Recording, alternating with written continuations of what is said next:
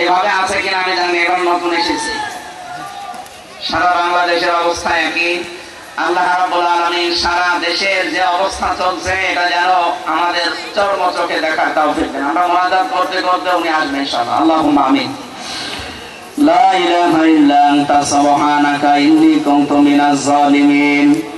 এই বিশাল আয়োজন করতে গিয়ে তোমার যে বান্দাগুলো শ্রম দিয়েছে আল্লাহ তাআলা এই যুবকদেরকে মেহেরবানি করে তুমি কবুল করে নাও।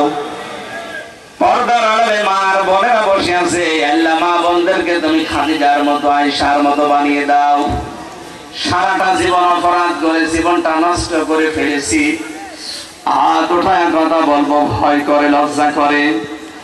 আল্লাহ আমাদের অপরাধের দিকে তাকিও না, তোমার রহমতের দিকে তাকাও।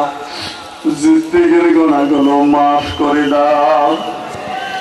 আজকের মাহফিলের প্রধান অতিথি আলহাজ শাহজাহান চৌধুরী আল্লাহ কোরআন বুকে নিয়ে যেন বাংলার সংসদে যেতে পারে সেই ব্যবস্থা করে দাও।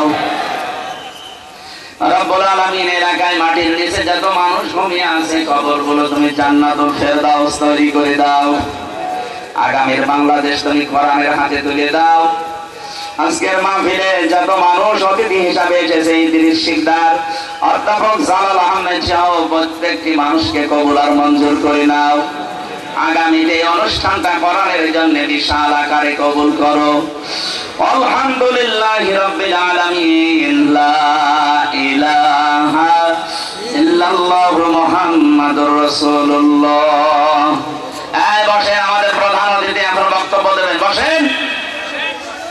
লিল্লাহি তাকবীর, লিল্লাহি তাকবীর। প্রধান অতিথির আগমন।